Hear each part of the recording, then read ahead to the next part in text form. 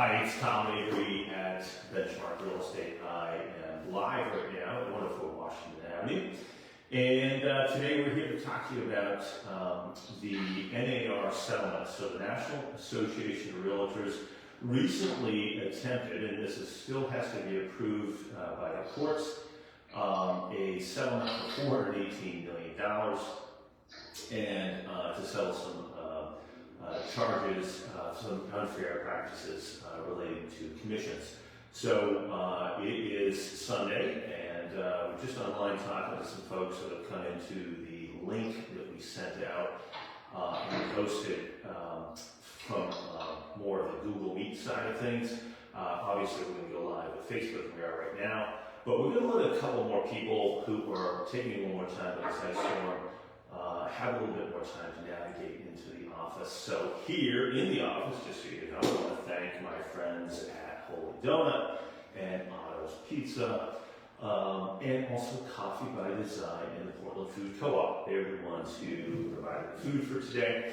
And as you can imagine, we're being a locally owned, non-franchise business. We're all about supporting that in our wonderful city and greater area here in southern Maine and Maine. So encourage you to reach out to those folks and support them and support local small businesses.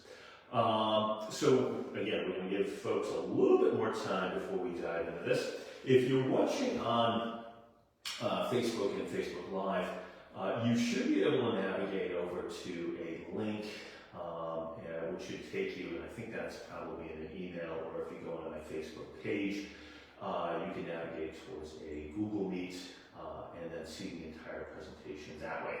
Now, when it comes to the slides and the presentation, obviously if you want to text me or instant message me any questions you may have, we're going to get to those at the very end. So a little bit of housekeeping here at the beginning.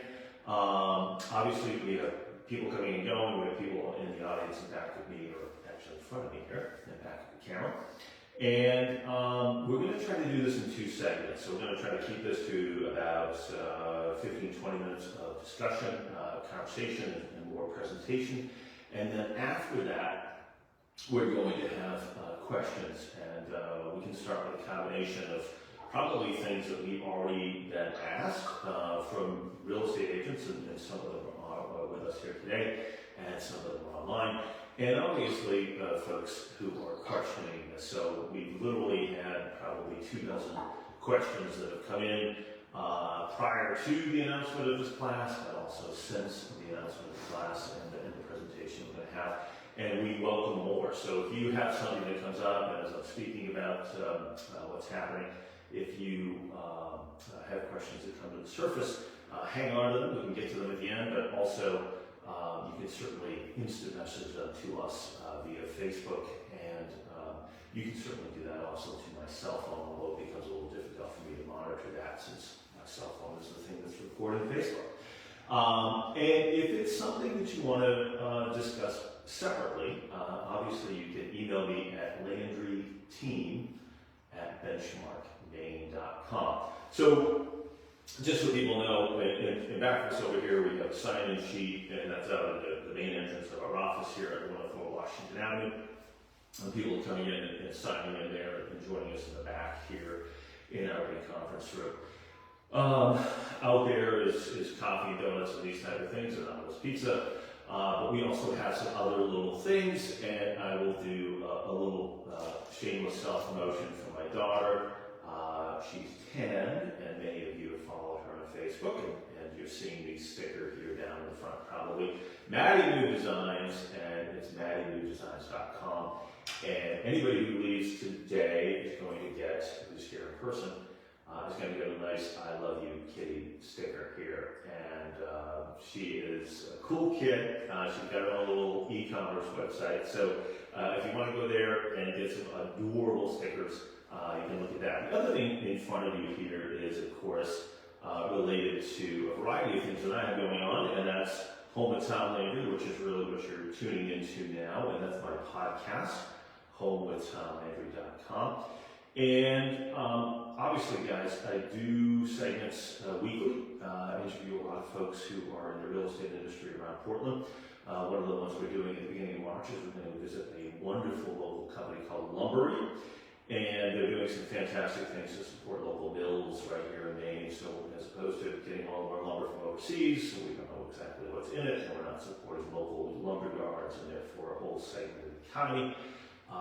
We're trying to build awareness that if you have your money stay here, you're going to get a better service, better product, better experience, but you're also going to support your neighbors and support yourself in doing that by keeping more of your money local. So Landry is coming up on home to town Landry. But go there, I get into all kinds of things, from the predictions of the spring market to things like this that we're going to be dealing with today, what they mean to consumers, what they mean to the real estate professionals out there. The other things on the inside of this are things like Invest Local. I have started, after about 30 years of building and restoring and developing in Portland, something called investlocal.me. investlocal.me. If you ever want to try to put a little bit more of your money here in Main Street versus Wall Street, look there. Again, like buying local, investing local is like that, but on steroids. If you can put some of your money from, again, Wall Street back into Main Street, if it's in an IRA, we can tell you how to move some of that money from there to local investments. And by doing that, you can help solve the housing shortage. You're going to help solve some of the small business, anxiety that people have about not having enough retail and commercial space to open up a small business. And it stimulates, again, a whole broad segment of the market. And over the years, we've had wonderful returns for our clients. Obviously, like any investment, we can't guarantee those returns. But again, we've had a really good track record. So if you want to learn more about that and maybe do a little bit more with your money here and to see it benefit your community, go to investlocal.me. Finally, on the top of this is my restoration and building firm, Cornerstone. I'm not going to get into that, but they do a great job for design, build, and restore. You can feel free to check them out. So, without further ado, the last thing I will share with you is, and people who are here can see this, is our newsletter that just came out to anyone in Portland and Greater Portland. We're doing a Greater Portland version of this. And it talks about the spring market. It's going to talk about the issue we're going to talk about today, is NAR settlement. And it really talks in detail about the values and how they've gone up year over year, in the last 5 years and decade, and some information about where we're predicting would go forward here. So I'm going to pause for just a second. I'm going to grab a little bit more coffee. I'm going to greet a couple more people here. And we're going to be back to start the event in 2 minutes, 11:10. So grab yourself a coffee, and I'll see you in just a couple of seconds as I come back. And we'll start in about the NAR settlement.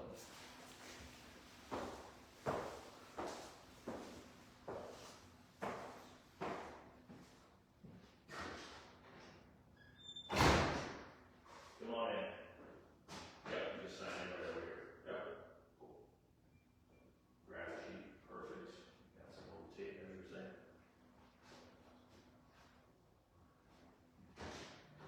Hey, thanks for making the trip on this day. Good to see you. Absolutely. Have a seat wherever you want. And the restrooms down right out back.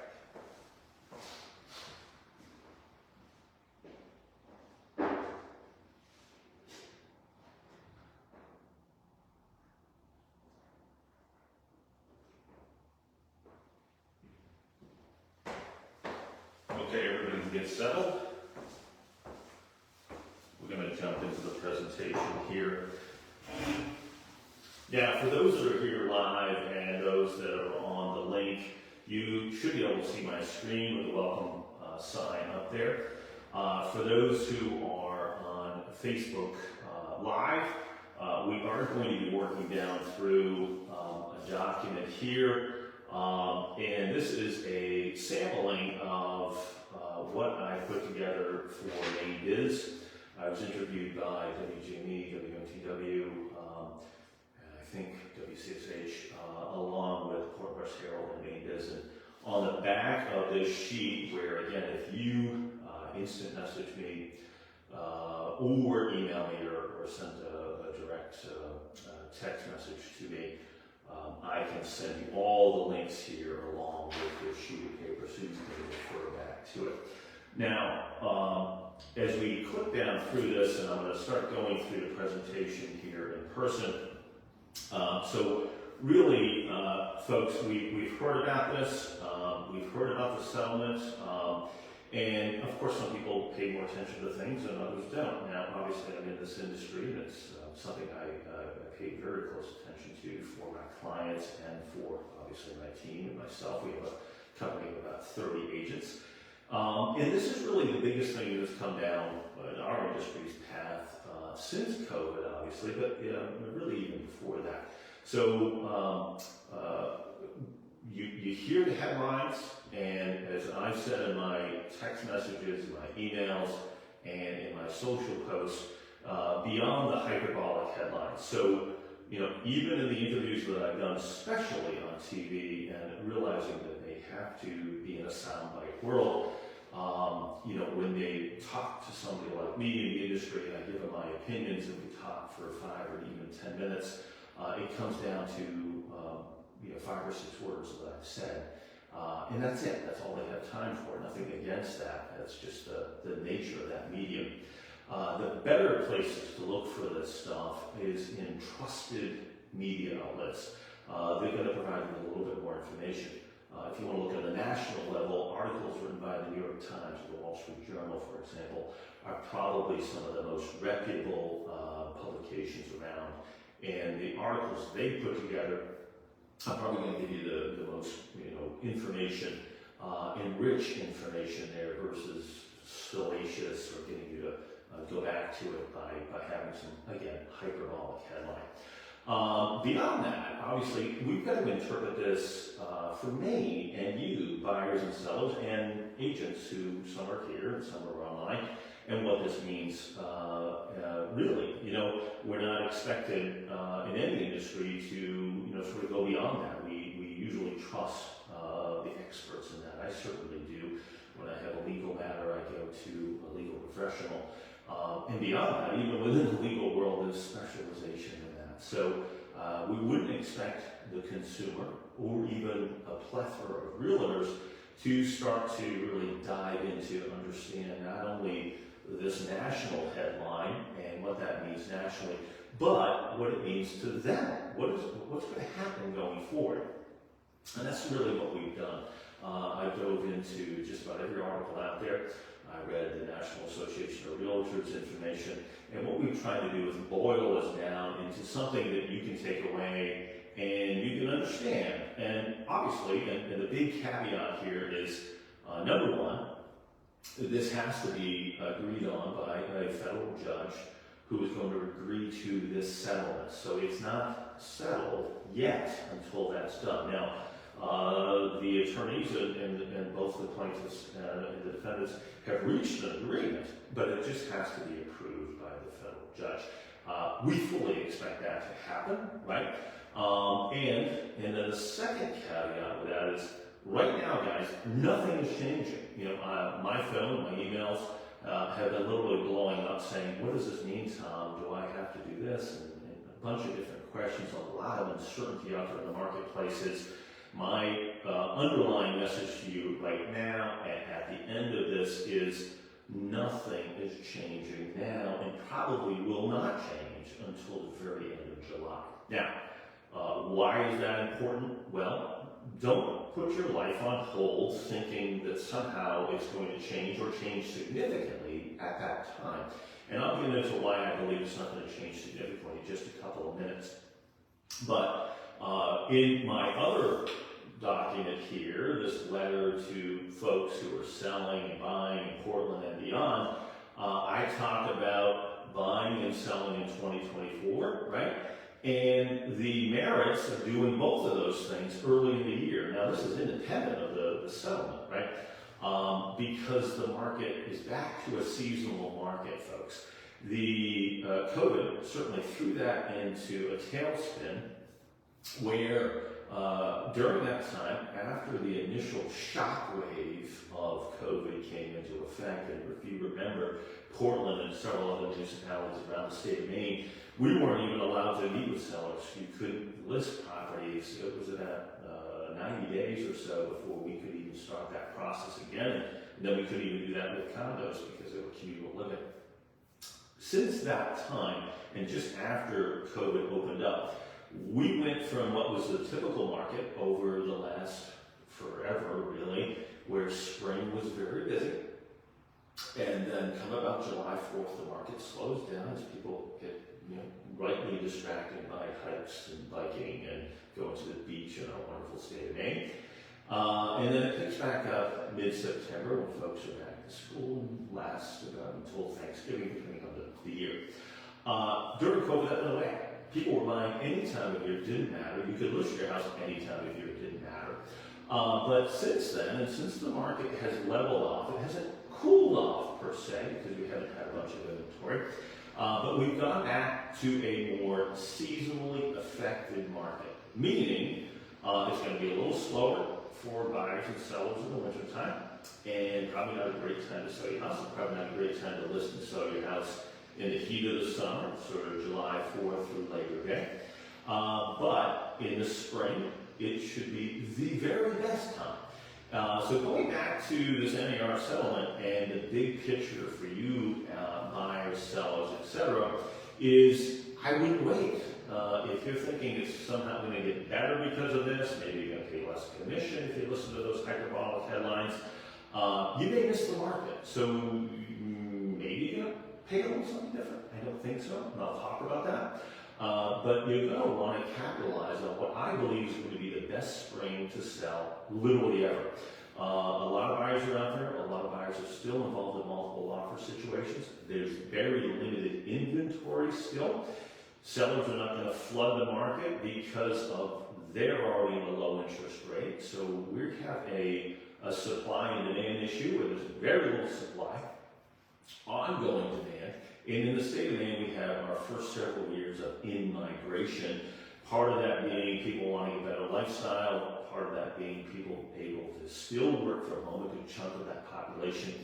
And part of that being even things like climate migration. Yes, we're seeing the first signs of that over the last several years where people are leaving southern states and western states, tired with fires, tired with erratic weather, tired with atmospheric rivers, droughts within megadroughts, you name it. We have really, until very recently, with a couple of these storms, bear little of the brunt of climate change. And we hope that continues, obviously. So, big picture, if you're going to buy now. Rates should go down in the future. There's a lot of talk about even 3 rate hikes this year. So don't wait until the fall or the winter. If you're a seller, don't wait for the NAR thing to settle. Again, this is going to be your best time, April, May, and June, to list your property. And again, July 4th to me is when you start to see the decline. Buyers are going to be frustrated again, they're going to check out again. So let's get into the nuts and bolts of the NAR seller. Now, for those of you who are here, you can certainly see my screen. And for those who are on the Google Meet, you should be able to as well. Now, in April 2019, a Missouri federal judge ruled against the National Association of Realtors and 2 brokerages liable for conspiring to keep agent commissions artificially high. Since then, the lawsuit has created anticipation for alterations of how brokers structure their fees and could potentially lead to decreased fees for sellers in certain instances. In response, NAR disclosed its agreement to pay $418 million to resolve lawsuits concerning real estate commissions across the country. Now, this is sort of a class action settlement. Among many implications below are some important takeaways for buyers and sellers here in Maine. So, I am not going to get into how this lawsuit came about. If you want to read that on that national level, you certainly can. And I would direct you back to those most trusted media outlets, again, like the New York Times, the Wall Street Journal, etc. They've done a great job of bringing people up to speed about these original cases and how they came to be. But in a nutshell, the cases are about folks who are in a real estate practice on a national level, in some cases where it doesn't necessarily relate to Maine. For example, some of those judgments were practices that said, hey, agents who are working with buyers may steer their buyers to properties where they're making more commission. In which case, those agents can, in some states, not in the state of Maine, can search listings. So say you want to buy in a municipality, they could search those listings on the commission that they would be paid. And I guess in theory, then they would prioritize those listings and talk more favorably about those listings and steer their clients to a listing that may not be the right listing for their client, but one that would lead them to a bigger payday. Once again, that does not happen in Maine. We cannot search by that. Is it something that we know when we click on a listing? Sure. But keep in mind, the majority of the time, a buyer is finding a home that's right for them. And I'm working with several buyers right now. And they're telling us about this. Now, regardless of what we're being paid, we're going to advocate for that client and we're going to work with that client. And that is a universal thing in our state. So that particular thing is irrelevant to me in the grand scheme of how we conduct business here in Maine. The next component of this is this idea of this Missouri case, and I'm giving you this stuff in very much a nutshell, is this idea that a listing agent should not be negotiating on behalf of the buyer agent with the seller, and there should be some separation of those two things. So a seller should not be sort of almost coerced into saying, well, you have to list with this amount, and you have to pay this other person, and we're going to then take that percentage that other broker, that buyer broker is being paid, and put that online. They found that that was something that was a practice that was not justified because that relationship of that listing agent is with the seller, and there's a separate relationship that is competing, if you will, with that is the buyer and the buyer broker. And those two ways of compensation should be decoupled versus it burdening the seller. Now, admitting no wrong, this agreement came to bear, and the tenets of the agreement are as such, and I'm going to click on that right now. So, one key settlement takeaway. The settlement says the agreements must be in writing for MLS participants acting for buyers.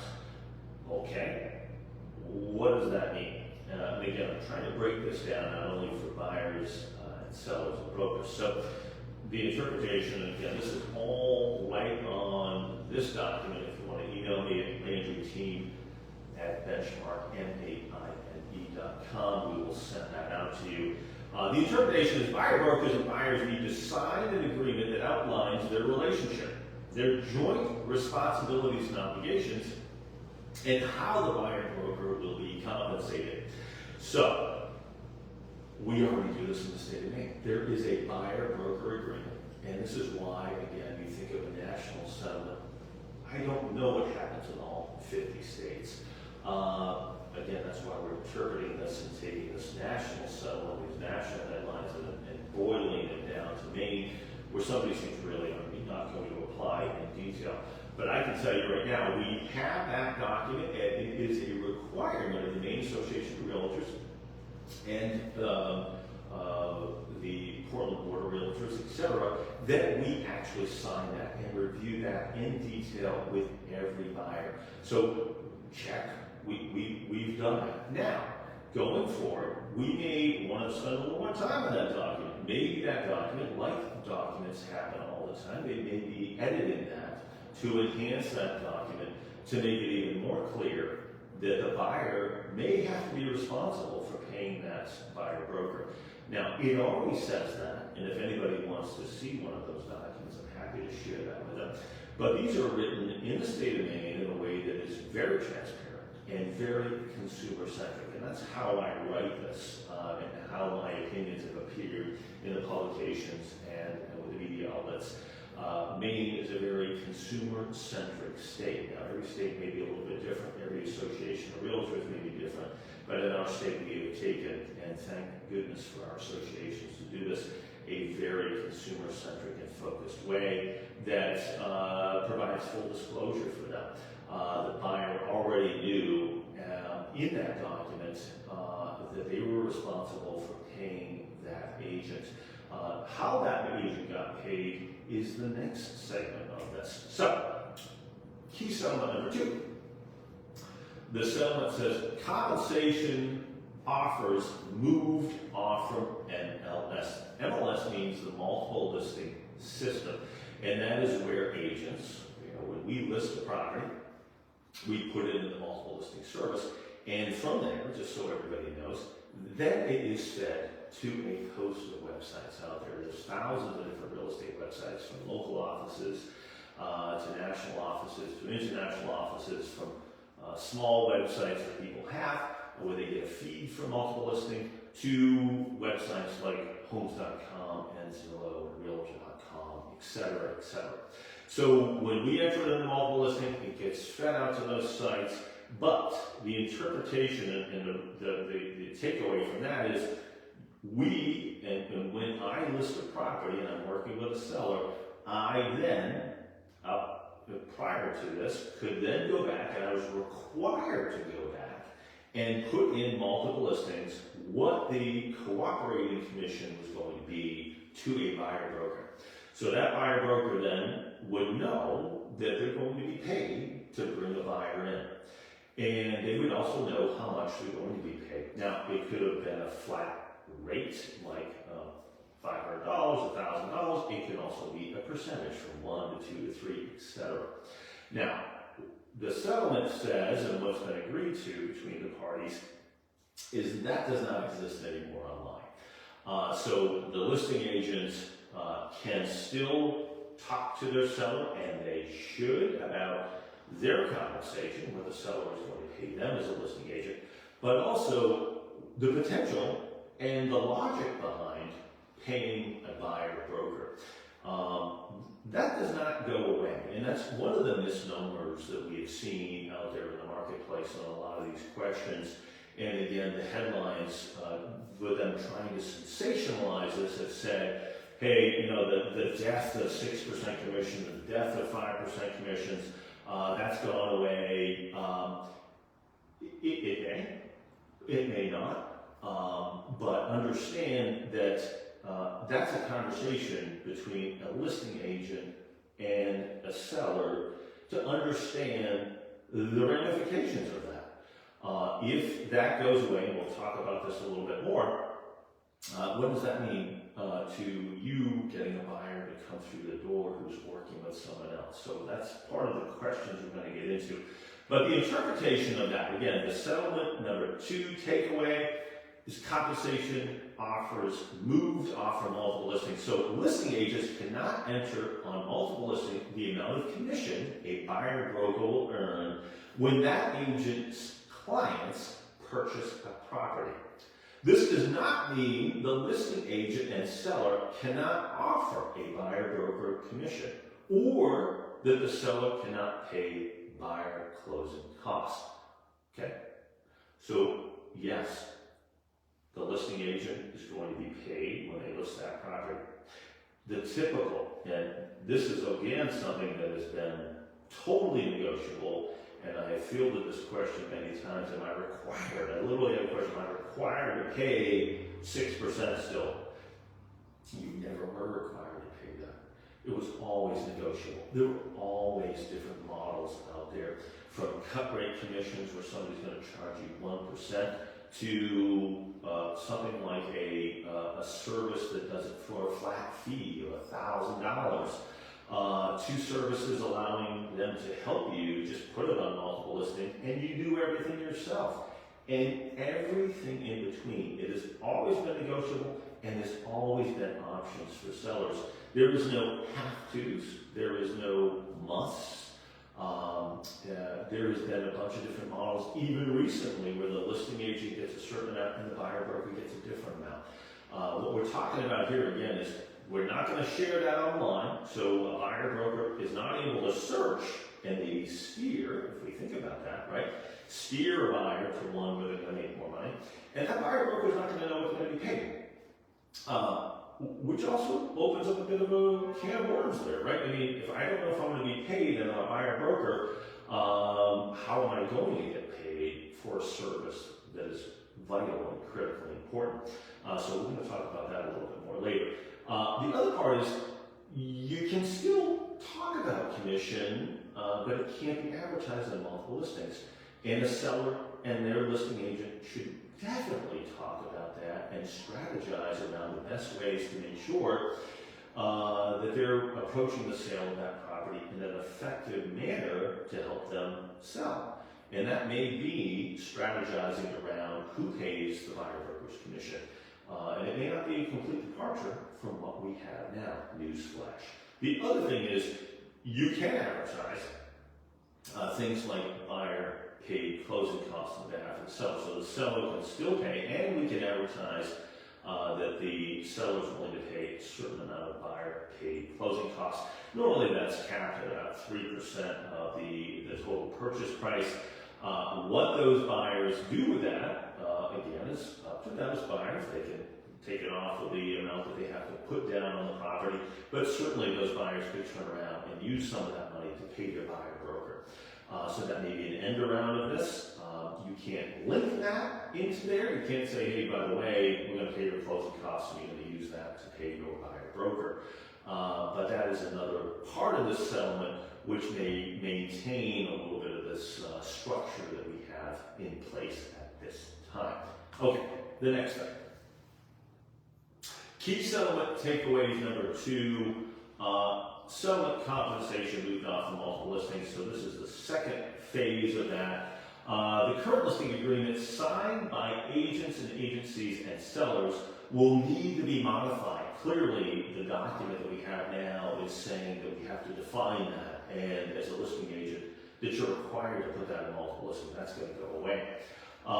Listing agents will need to discuss compensation strategies for themselves and the eventual buyer brokers with sellers, but keep this off of multiple listings. The second thing, for buyers, these parties will need to spend more time, so buyer and buyer broker, on existing documents. This too might need to be modified by the main association of realtors. So again, the buyers and the buyer brokers have an existing document, but again, that may need to be enhanced so that those buyers are absolutely clear that they may have a little bit more of a chance of having the seller say, no, I'm not going to pay that person, and I'm not going to offer a buyer broker any compensation. Where now, the vast majority of the time, it was sort of understood that the buyer would pay little to nothing, and that responsibility would be placed on the seller. It's still outlined that way in the documents, but I anticipate the main association of realtors looking at those documents and making that language crystal clear in some bolds and underlines, and again, maybe modifying those documents. So the compensation, again, in this instance, the buyer will be more likely to compensate their agent in another manner, again, maybe through some of those seller paid closing costs, some agreed upon fee, etc. Now, the other section I have here is something I'm calling form over function. Again, knowing Maine's real estate climate, knowing Maine's documents, having been in the industry for over 20 years, and understanding that we are a state that values consumer protection, my hopes in my next section here is called form over function. So my hopes with this and my belief is that hopefully we have a situation where we're changing some things, but the structure, it does not change dramatically. And why do I say that? And I'm going to just go through this. We believe and hope that changes will amount to form over function. The current system of highly qualified and fairly compensated seller and buyer brokers working to help their clients has served Maine consumers well for over 100 years. Any significant changes to the current business model that negatively affect consumers would literally be tragic. Buying and selling real estate is one of life's most important, impactful, and complicated endeavors.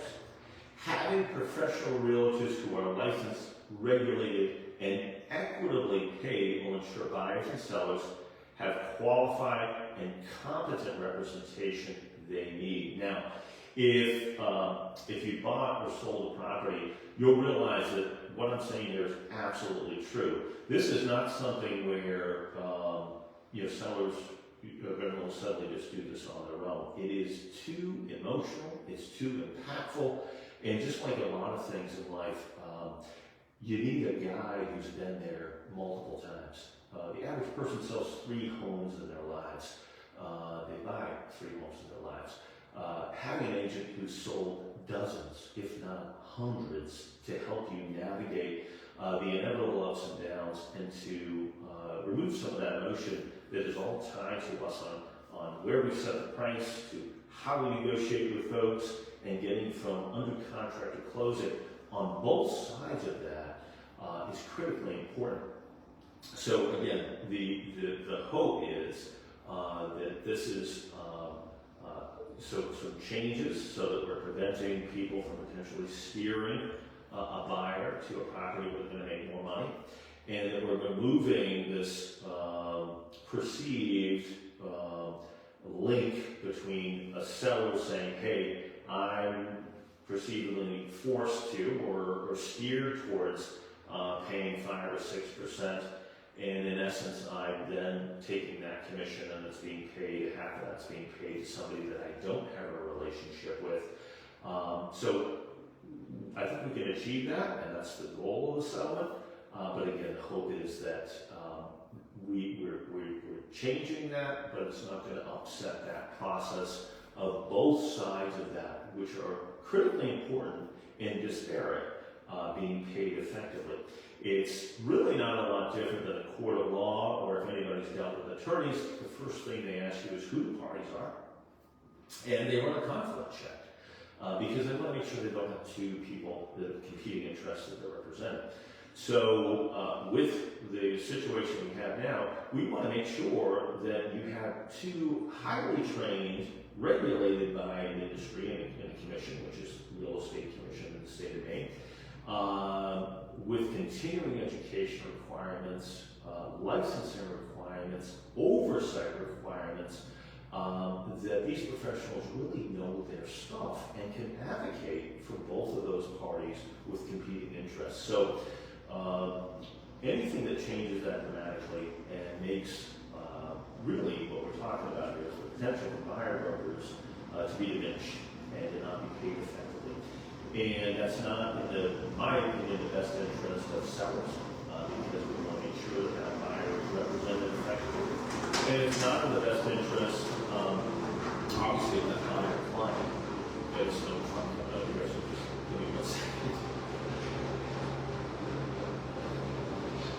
Okay, so the next segment we have here is called Cause for Concern, and I'll put that up. We're approaching the last part of our presentation here. We'll get into questions.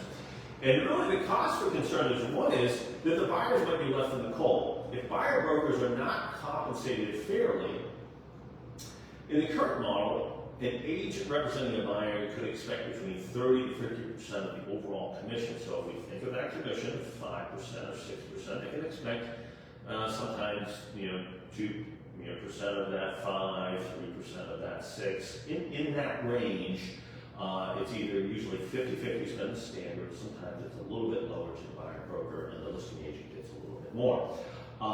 If that changes. If a buyer broker is then paid by a buyer, which is again a burden on that buyer, which they're not used to now, we may wind up in a situation where buyer brokers who are well qualified and trained and regulated end up leaving the industry. So if sellers elect not to offer compensation, buyer brokers will need to turn to the buyer clients, substantially increasing upfront cost of that home. Now, maybe that buyer broker or that buyer can be using that seller paid closing costs to help that.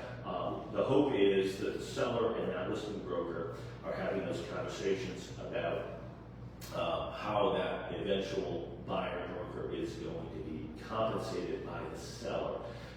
Keeping in mind that there's a misnomer out there that the seller pays the commission.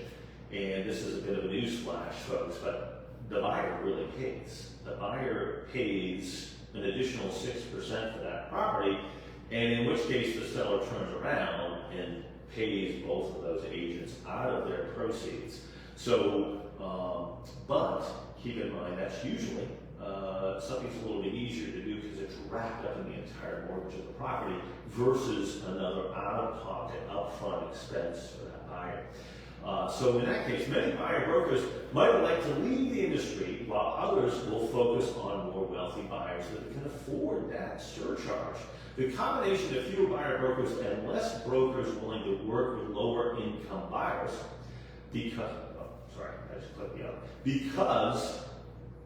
they're not going to be able to pay, may leave the most vulnerable buyers, those lower income, less wealthy buyers, more exposed. Now, this is the land of unintended consequences. You know, I look at this class action lawsuit and I say, I think there was some really good legal theory going on here, right? I get it. Why would one party pay another party? There's cause for concern about RICO things and steering people. However, it has served the public well and has been in the consumer's best interest for a very long period of time. In which case, this may be an unintended consequence here because you may have, again, folks, if a seller, say, lists the property at 3%, they're working with their agent, and they say, no, I'm not going to pay that buyer broker. That's fine. That's a choice. Who's going to pay it? And if that buyer broker is walking around with a buyer and they're presenting a property where they're not going to be paid by the listing agent, they have to turn to that party. Now, the ramification of that is that that buyer's closing costs are either going to go up, or they may be in a situation because, again, there may be a lower income or a lower end property, and they don't have the luxury of doing that, where they go on their own. They're literally navigating one of life's most important and complicated decisions, not only for your lifestyle, but for your wallet, by themselves. And that's not great. It's not great at all. It's very complicated. There's a ton of minefields out there that you want to have somebody who's really experienced help you avoid. So we're going to have to see where that goes, and the hope is that we find a way to continue, again, going back to form over function, we find a way to continue to find an equitable workaround for this where both buyer brokers and listing brokers get paid in a way that is logical, in a way that respects their level of expertise. And we don't go down the path of what I'm saying here of cut rate or flat fee because it's too complicated for that. This is not nothing against certain jobs, but this is not a routine thing. You need somebody with hopefully years, if not decades of experience, who's seen things and can keep that person and can advise them critically on this to keep them out of hot water as they buy a property. So, and that doesn't happen with, hey, we're going to work as your buyer broker for a flat rate of $500 or $1,000 or at $50 an hour. That just does not, that's a model which I would feel would be very dangerous for the consumer, especially for the buyer. So the potential dumbing down of this vital, complicated, and highly specialized service should give consumer advocates and buyers significant cause for concern. We shall see where this goes over the next several months.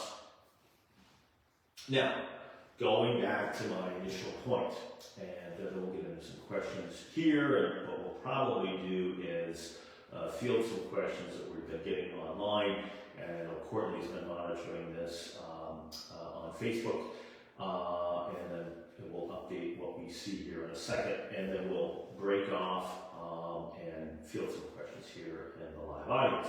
So right now there's no changes, and until mid to late July, if it's approved by the federal judge, this will not go into effect. So right now, folks, if you're listing a house, it's business as usual. You're going to pay 5 or 6% typically, unless you negotiate, which you have the right to negotiate.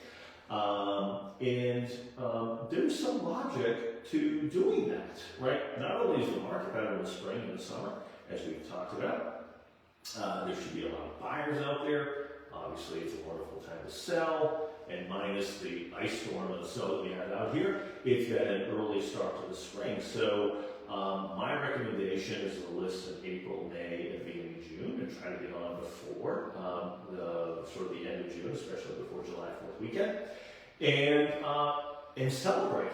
It's a wonderful time to sell. You should do very, very well. It's also a wonderful time to buy. We certainly expect in the next or the subsequent Federal Reserve meeting that rates will come down, and we should see a little bit more inventory. So I would not wait. I would list, and if you think for some reason from July and into the fall that you're going to save, I think that is short-sighted on both sides of this equation, because again, hopefully this is form over function, and the process is not going to change dramatically because it's not in your best interest as a buyer or seller.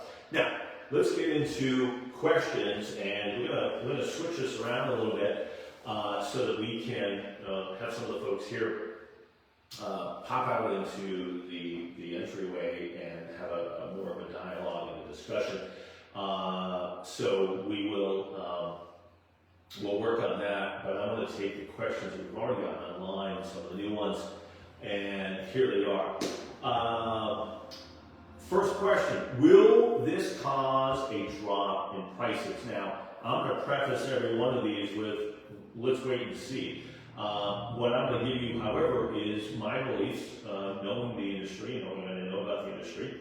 I have been asked this from media outlets, I've been asked this obviously from fellow folks in the industry.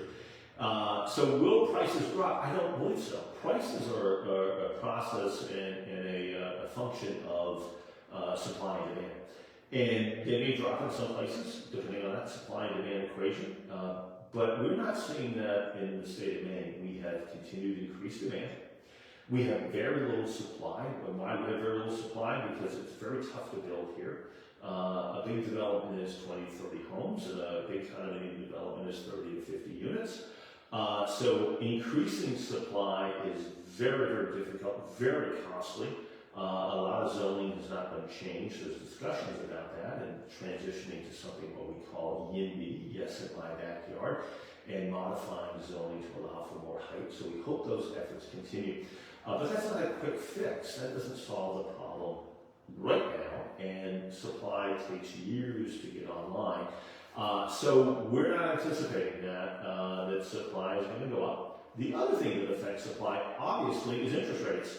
Interest rates have been very low historically over the last several years. They've gone up in the last year. But, of course, anybody who has an existing mortgage at 2.9 or 3.5 or anywhere around there, which they were able to secure over the last several years, is going to be very reluctant to get that property on the market. And that's why we have seen existing home sales sort of stagnate and go down. Last year, month over month, and year over year, and quarter over quarter, we just saw less and less sales because, again, low new inventory and a lot of sellers, even if they feel they have to or want to change their life situation, it is very difficult to justify increasing your mortgage because your rate is sometimes even doubling or even more than doubling. So a lot of folks are staying put, a lot of folks are renovating their homes, changing them around versus changing and going up to a higher interest rate. So I don't think it's going to affect prices at all. I think prices have been stable. I know they have, and we have a lot of those stats here. It's pretty darn dramatic. If you want to understand your property's value, certainly reach out to us. But they went up last year. They didn't go down. We're still getting bidding wars, and we expect, especially the spring and early part of the summer of this year, to set even higher records as prices continue to go up. They're not going to go up as fast as they were during COVID, but they're not going to drop, in my opinion. Will this lead to more homes being listed? I don't think so either. I don't, just because there's a perception that I'm not going to pay 5 or 6, I may pay 3. That's a perception, going back to my previous points. Does that mean I'm going to list when I didn't list before? I don't think so. The dynamics are still there, right? I may, because I need to move on with my life. I'm leaving town, taking a job across the country. I'm transitioning from here to another state, retiring, downsizing, right-sizing. Those are all dynamics that happen. Is any of that going to change dramatically just because of this? No, I don't see that having any impact. I was planning to list in the spring. Should I wait? Getting that a lot. No, it goes back to what I was saying before. I think you can try to, and I just spoke to a seller about this, it's not just what you can save. It's you have to look at this and what you can make. So it's no different than going with a cut rate agency. What are you sacrificing? And what are the potential consequences for saving 1 or 2 or 3%? Listing with an agent, working with an agent is not only going to lead you to a smoother process all the way through, especially if that person is experienced, knowledgeable, and respected in that area, and knows the type of property you're talking about, which are critical things. Not just anyone. Listing with one of the top several agents, or working with one of the top several agents if you're a buyer, they're going to help you through the entire process. But again, that's going to lead you to a better listing price and a better sales price. So that, changing in the summertime, I would not wait. I would list now. I would list in the spring. Does this mean that sellers, the next question, will still have to pay the same high 5 to 6% sales price to an agent of the sale price? So my reply, this came in just recently on Facebook, and my reply was no, and the idea that you have to, and I took that little phrase out of that sentence, and the idea that you ever had to is a misnomer. Now, has it been a standard? Yes, but have consumers always had options? Absolutely. It goes back to what I was saying before. There's services that you do it all. There's services that say we'll do it for $500. There's services that will say we'll do it for 1%. There's people out there that will list your property for X and give a buyer broker Y. It is all over the place. There's tons of different business models. There's been some online services that said you don't need an agent at all. It's almost like selling your car. It's proven to be much more complicated than that, and that's sort of this wishful thinking and dumbing down of one of the most important and impactful financial decisions of our lives. So having a guide there and somebody who really knows their stuff has proven to be something that for well over 100 years has been in existence, and despite a whole bunch of these different models, the vast majority of people have continued to and will continue to find real value in working with an agent on both sides of those equations and making sure that agent is compensated fairly. It gets back to many, many things in life, right? Do you want the cheapest thing, or do you want something that's going to be a little better? You want to roll the dice on something that's so impactful and so important, or do you want somebody who really knows what they're doing? So with this, it isn't like getting your hair cut, right? It isn't like getting a bad sandwich. This is, again, one of the most important decisions of your life, and therefore, who you have advise you is critically important. So yes, you can choose. Yes, you've always been able to choose. and you've never had to pay those 5 and 6% commission rates. But going forward, keep in mind, like I've said, you may want to continue to still do those, and that's the educated listing agent who works with their seller to understand compensation structures. Now, it's going to be easy for a seller to sort of say, no, I'm not going to pay that person. I'll pay you, listing agent. But that's the buyer's responsibility, and therefore the perception is I'm going to save 2 or 3% or whatever commission, because I'm only paying, let's just, for round numbers, say 3% to the listing agent. Well, if the buyer is not going to have their agent compensated, and the potential of that buyer not being able to pay that agent, maybe the buyer can't buy your property. Is that what you want? So we're going to have, as listing agents, some adult conversations and some real conversations with our sellers to get beyond the headlines, to get beyond this idea that suddenly I'm going to save by not paying that other person, because that's probably short-sighted. Again, going back to form over function, that's the idea. Just because we're not advertising it online doesn't mean we shouldn't offer it as a seller and as a listing agent, offer some level of compensation and a fair level of compensation to somebody who's bringing the buyer and providing a good service to us on the listing side. So, the next question. How will the agent helping me find a new home be paid? Well, that remains to be seen. The documents, as again of now, are going to stay the way they are, and I think we're going to, as an association of realtors, have some new documents come out to us shortly, and I would imagine we're going to have some training that goes on with those at the end of June and the beginning of July as they roll out at the end of July, which allows us to have, again, just very real conversations, and as an enhancement, again, of what's already happening in the state of Maine, which, again, thankfully, our associations and our boards and commissions have done a fabulous job of looking out for the consumer, and then secondly, looking out for the association of members.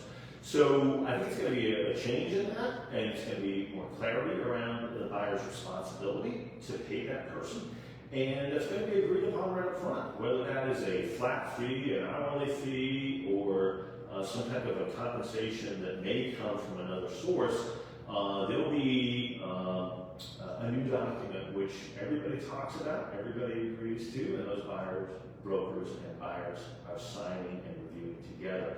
So more to come on that. It may be falling on your responsibility, buyer, and it may be falling on the responsibility of that seller, but you can't count on that, right? So there's some uncertainty there, but again, for now, I would say try to buy something a little bit before that, and then we're going to work through those dynamics with the people you trust, with that buyer or that you trust and who's highly qualified.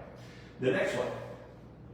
As a seller, what if I say no and I don't offer any compensation to a buyer broker?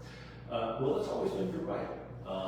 You have always had the ability to not compensate someone. You've always had the ability to negotiate your compensation to your listing agent and through that to a potential buyer. In the past, as it is right now, that listing agent, again, until the rules change, has to share with you their policies and procedures of how they split the commission, which is important, right? Because normally you do want to say, hey, I'm going to pay that other person to bring me a buyer. It's a valuable role. And the idea is that that's still a valuable role after lease goes into place, so just keep that in mind. But you have the ability to say, no, I'm not compensating that buyer broker at all. That's the responsibility of the buyer. That's where that relationship takes place, and why am I paying somebody else or sort of being steered to pay somebody else?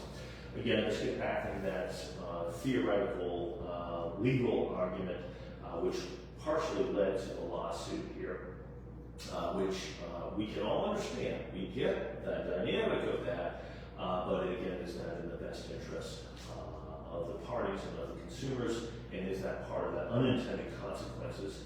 I think it is, and I think that could have some negative ramifications for buyers, especially those low-income buyers. The next one, and last question, and then we'll turn it over. We're getting to just about an hour, and then we'll turn it over, and you guys can bust out, and we're going to turn it over to the live audience here. Will this lead to agents leaving the industry? Boy, if people are not fairly compensated, they're going to leave the industry, and that is a real fear. It gets back to consumer protection. The fear is that there's a dumbing down of this vitally important role on the buyer broker side, and that many will leave the industry. Now, if you can say this out loud, which is again a bit controversial, that a lot of people get into this industry, and it's not easy to get in, but it's not incredibly difficult to get in the industry. So if there is an exit of the industry of people who are not treating it as critically and as professionally as they should, that may not be a bad thing for consumers. So we wind up with fewer buyer brokers, but they're highly trained. They're not doing this part-time. They're taking it incredibly serious, because it is incredibly serious. And there may be a few less people out there. So therefore, those buyer brokers that remain are still doing very well. They're working with even more buyers, because some people have left the industry, and I've heard some of the theories around that as a ramification of this. But we still have to figure out how they're paid. And to me, and how I'm approaching this in the future with my sellers, and I've already had some of these conversations with sellers that are planning on listing midsummer or the end of the summer, is that we need to continue to compensate those future buyer brokers in a way that respects their expertise. So that is all of the information we have. You can go on to a variety of things, and if you want to go home with Tom Landry, you can see some of these. I'll hold this up here. There is an NAR video, Maine Association of Realtors video. There's the Portland Press Herald article, which I was quoted in, and the Maine Biz article. And of course, if you want more information, you can go to my Facebook page, which we're posting things. You can email me at landryteam@benchmarkmaine.com. Of course, you can message me via Facebook. And you can follow me and learn more. I'm going to blog about this, I'm going to post about this. This is not done by any means. And as the thinking and as things roll out from the state and the Maine Association of Realtors, I will continue to share that with you. So I hope this has been helpful. I hope it's been informative. Obviously, it's a very high-level presentation. I'd be happy to talk with you, meet with you, discuss your particular concerns. You can instant message me again. You can text me at 207-939-0185. You can email me at landryteam@benchmarkmaine.com. And we're here to help. We're here to help you navigate this and answer your questions.